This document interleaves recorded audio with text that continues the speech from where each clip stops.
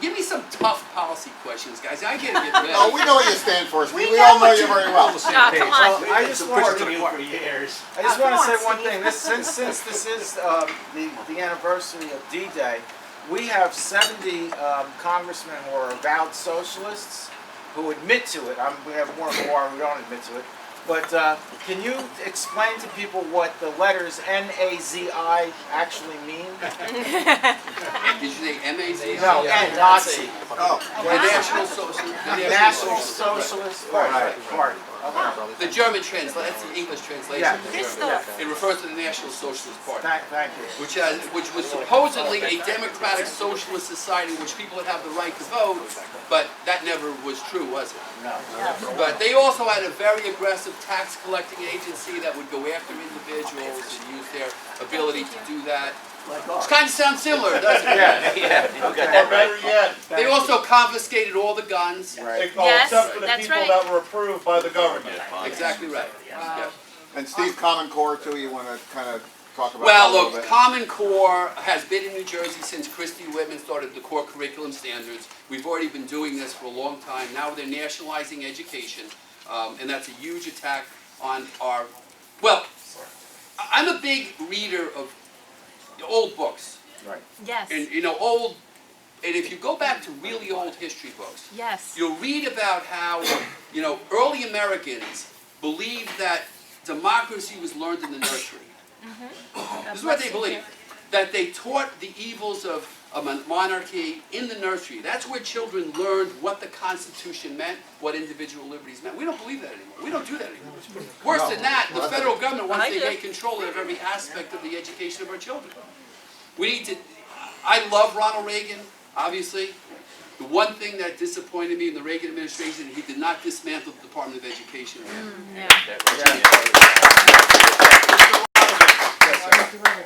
My first thing is if elected on your first day in office, will you walk in to Mr. Harry Reid and tell him that until a budget is passed, you will not allow the Senate to be closed? I'll knock on the door. Open Certainly up the will. door and grab the guy by the short hair. I wonder if I am looking forward to getting up to that lectern in the United States Senate, and I've always wondered what it's like to filibuster for 20 or 30 years. Linda, how do I help you pull through? And we're looking forward to watching that on C-SPAN. Yeah. Mr. Lonegan, Yes. Sharia law is being endorsed and promoted in pockets in the United States, which in many cases is contrary to local law, in some cases contrary to constitutional law. Every case. And yet it's being allowed to expand and progress. What do you think we should be doing about that? Well, I think we need to stop it dead in its tracks and roll it back to where it came from. We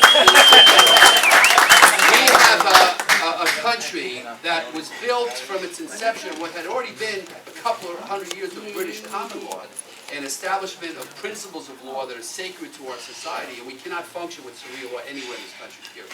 Thank you. Folks, it's going to be, I've got an event tomorrow afternoon in Atlantic County at the Shore Diner. I'm then getting over to Salem County with our Greenwich Tea Party allies. They're terrific. At 8 o'clock in the morning. Today, folks, I've been endorsed by the leading conservative senator in New Jersey, Mike Doherty. I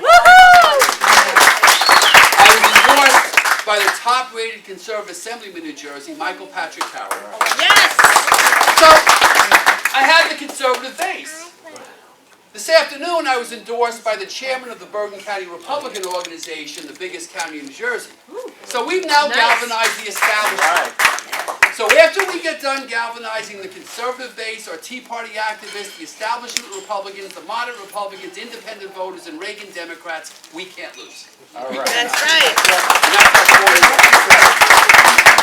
So with that said, I would like to introduce Rick Shafton, who's my media consultant and strategist, who's been with me for well over 10 years, guiding us to where we are today, to talk about the whole petition drive and how we're going to bring it home on Monday.